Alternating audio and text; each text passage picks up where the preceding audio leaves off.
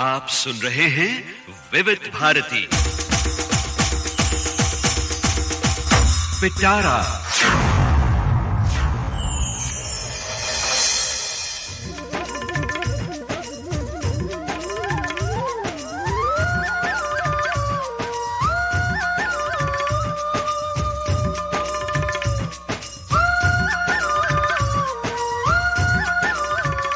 पिटारा में आज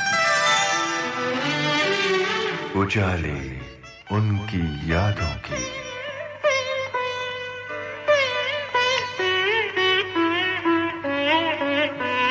उजाले उनकी यादों की।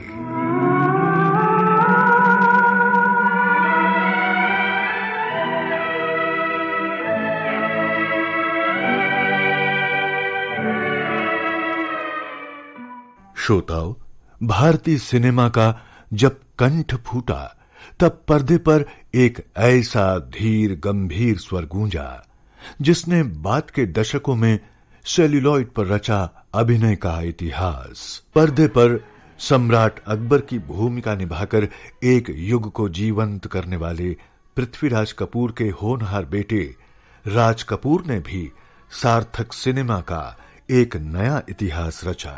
पिता राज कपूर की तरह ही बेटे ऋषि कपूर ने भी सहायक के रूप में काम करते हुए कामयाबी और शोहरत की बुलंदियों को छुआ।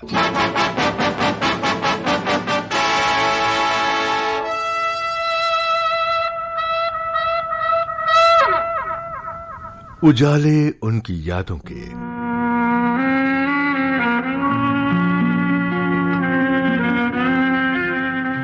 इस कार्यक्रम में आज अभिनेता ऋषि कपूर हमारे साथ बांटेंगे अपने पिता और भारतीय सिने जगत के महान फिल्मकार और अभिनेता राज कपूर की स्मृतियों के उजाले।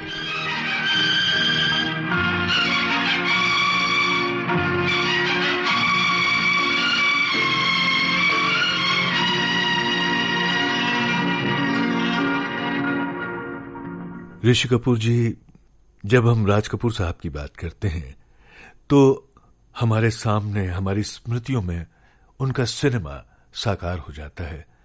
कई सारी फिल्मों के नाम हमारी यादों से गुजरने लगते हैं।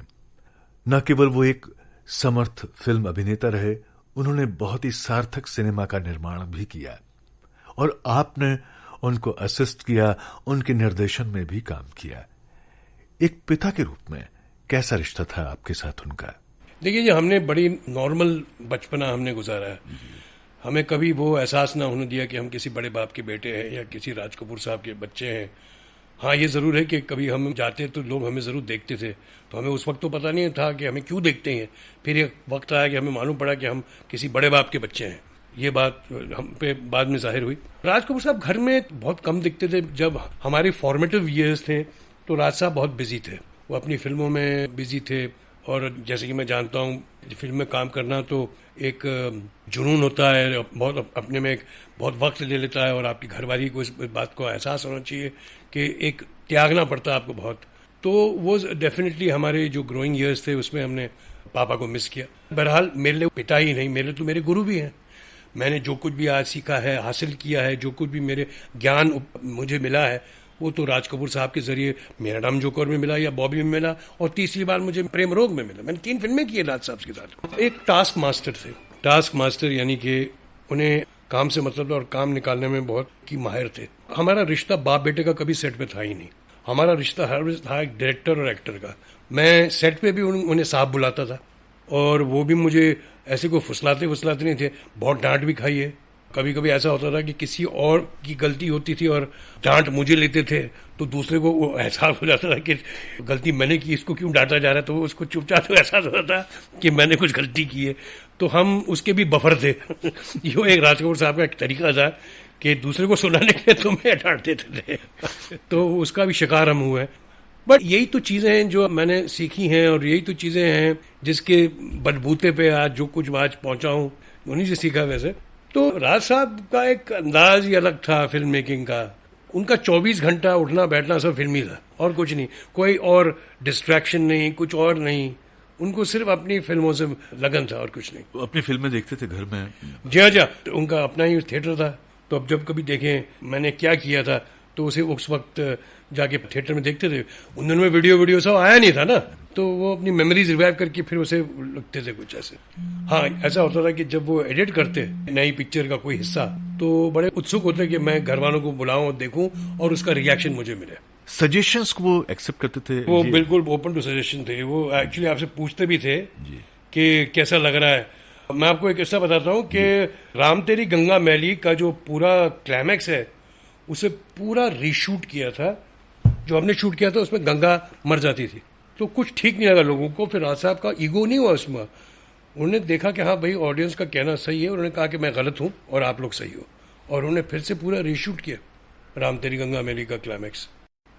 तो इनमें ऐसा कोई ईगो वाली बात नहीं थी कि मैंने मुझे बना लिया, बस बना लिया और तुम अभी देखो, वो ऐसी कोई बात नहीं थी। वो सही मानों में एक्चुअली फिल्म मेकर थे वो। हम राज साहब की फिल्मों के बारे में बात करते थे। फिर जब मैं एक्टर हो गया तो फिर देन मुझसे पूछते थे, हाँ भाई आज किसकी नौकरी कर रहे हो? तो ऐसा अच्छा लगता था, आज तुम किसका नौकरी बनाता है? He used to say that, sir आज मैं ये कर रहा हूँ। अच्छा अच्छा, लगे रहो, मेहनत करो, नाम रोशन करो अपने दादा का। अपने बाप का नाम नहीं बोलते थे, अपने दादा का नाम रोशन करो। तो ऐसी ऐसी बातें होती थी, ये एक पुश करने की बात होती थी। उनको गाने का भी बहुत शौक होता था, और उनका एक फेवरेट गाना था, शैलेंद्र साहब का लिखा है, मुकेश अंकल ने गाया था, और गाना था कि बहुत दिया देने वाले ने तुझको, आंचल ही ना समाए तो क्या कीजिए। हमको याद है वो कभी कभी बैठ के यही गाना गुनगुनाते थे। अपना गाना भी गुनगुना सकते थे, लेकिन ये इनको बहुत अच्छा लगता था गाना। आपने बोला मुकेश अंकल, शैलन जी, इस तरह की जो बैठकें भी घर में होती होंगी? बिल्कुल बिल्कुल, बट हम छोटे थे ना, और रात को बैठते थे तो फिर हमें अलाउड नहीं था, तो अगले दिन स्कूल जाना पड़ता था तो हमें भगवा देते थे। लेकिन हमने देखा है शंकर जी, जयकिशन साहब, शैलेंद्र साहब, हसरत जी, सब आते थे, लता जी भी आती थी घर, मुकेश अंकल बैठते थे, महफिल लगती थी, गाने बनते थे, इंस्पायर होते थे, आइडियाज एक्सचेंज होते थे, और वहां से गाने का एक जन्म होता था। कोई ऐसा गाना आपको याद आता है? वो गाना था संगम का, ओ मेरे सनम, दो जिस्म सही एक जान है हम। वो ऐसी संगत में लिखा गया था, सिचुएशन ऐसी बनी थी। संगम में मुझे एक किस्सा बताया गया था कि जब विजंती महाराज जी को साइन करने की इच्छा थी उन्हें, तो उन्होंने टेलीग्राम भेजा विजंती महाराज जी को कि बोल राधा संगम होगा कि नहीं, यानी कि he wanted her to play the lead in Sangam. उन्होंने टेलीग्राम वापस भेजा, होगा होगा होगा।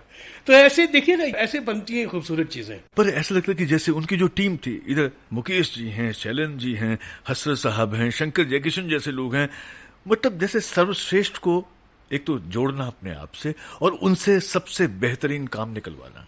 ये बात शशि कपूर साहब ने बार बार दोहराते थे सत्यम शिवम सुंदरम में कि राज साहब वो ड्रीम सीक्वेंस करिए ना सर, वो आवारा का बार बार कहे, तो पापा उन्हें नकार दे, कहते नहीं यार छोड़ोगे, वो पॉसिबल नहीं है।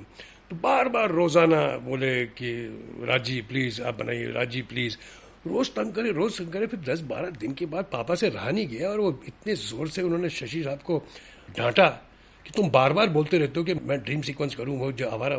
अरे कहाँ है वो लोग? शंकर जयकिशन कहाँ है? शैलेंद्र कहाँ है? नरगिस कहाँ है? अचरेकर आर्ट डायरेक्टर होते थे, अचरेकर कहाँ है? राधू कर्माकर, ये सब लोग थे जिन्होंने बनाया, मैंने अकेले ने नहीं बनाया। हम सबकी मेहनत थी, हम लोग का एक जुनून था, एक पैशन था, जो हम मिलकर हमने बनाया था। ये जो काम, ये जो एक दृश्य है, ये जो एक गाना है, जिस एक हम सबका एक जुनून था, एक पागलपन था, तब जाके ये तस्वीर में हुआ। और आपको पता है गाने को आरके स्टूडियोज में पिक्चराइज किया गया था। उस वक्त पापा के पास पैसे नहीं थे छत बनाने की आरके स्टूडियो की, तो वो सिर्फ 4 नंगी दीवारें थी, उस बीच में सेट लगता था और रातों रात काम करते थे, बिकॉज धूप ना आए ताकि शूटिंग हो। और 30-32 दिन शूटिंग की उस गाने की।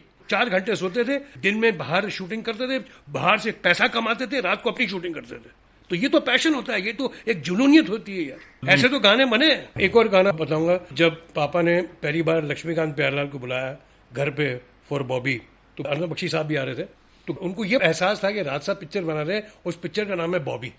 तो गाड़ी में जब जा रहे थे लक्ष्मीकांत प्यारेलाल और बख्शी साहब आरके स्टूडियो, तो ये बात चल रही थी आपस में कि ये बॉबी कौन है, लड़की है या लड़का है, तो उनको पता नहीं था।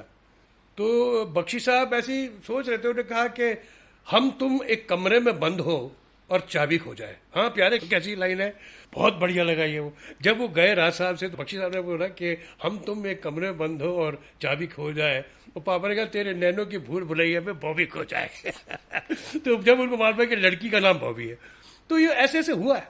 जो उनकी टीम थी, जो स्टाफ था, उन लोगों के बीच वो किस तरह की फिगर थे लोग, और वो उनसे कैसे पेश आते थे? उनके लिए सबसे इम्पोर्टेंट चीज थी उनका काम, और जब की काम हो रही है तो ये कोई डिस्टर्बेंस, कोई बेकार की बातें तो was not tolerated. He was absolutely a dictator on the set, हर आदमी को अपने काम से मतलब रखना चाहिए, और जो भी काम है, बिकॉज हमारा जो काम है एक्चुअली बहुत कंसंट्रेशन का काम है।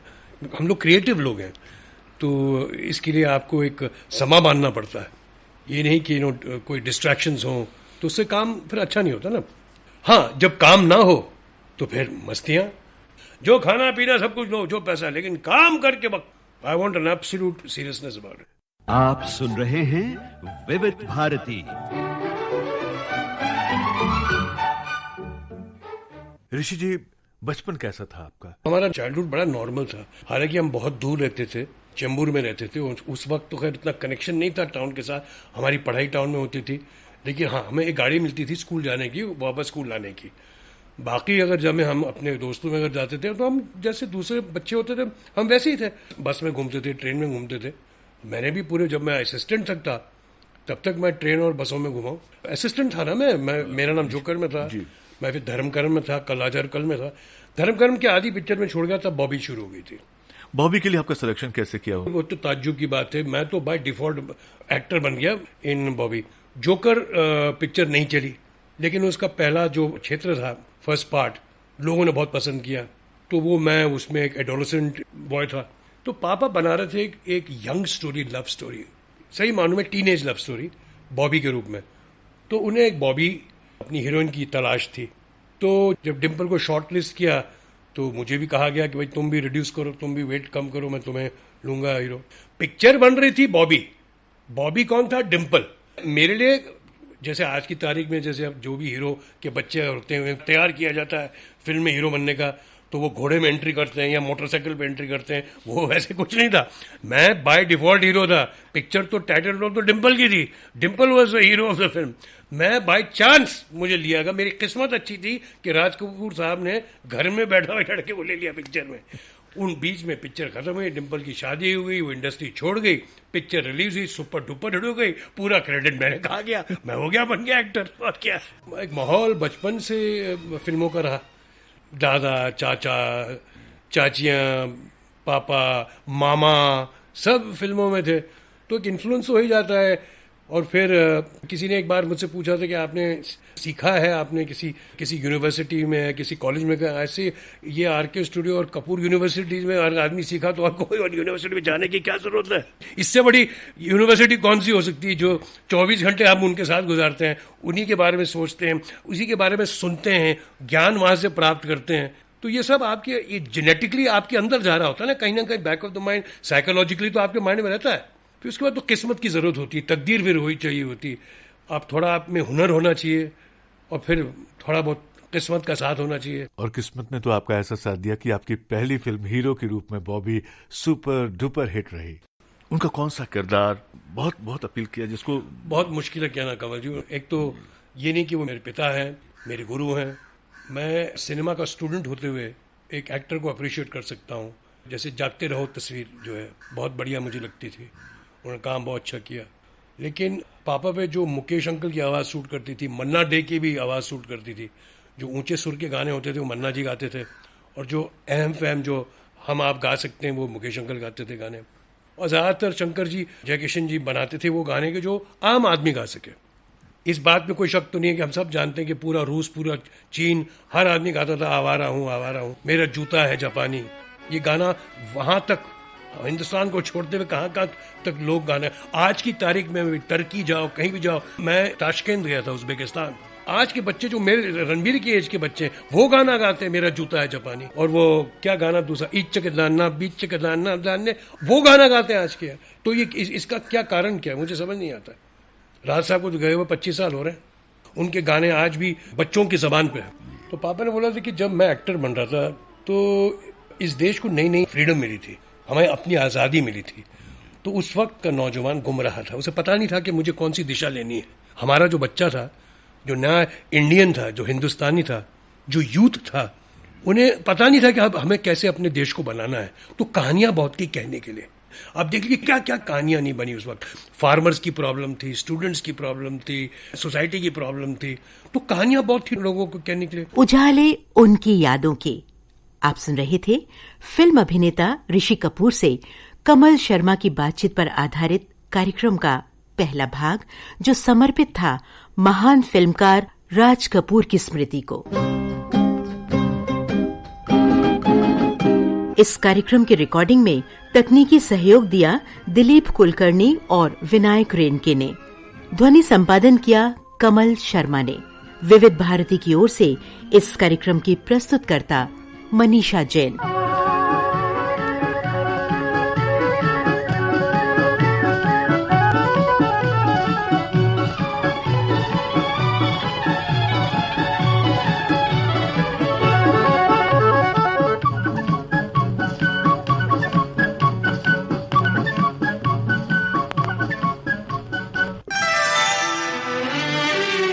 उजाले उनकी यादों की।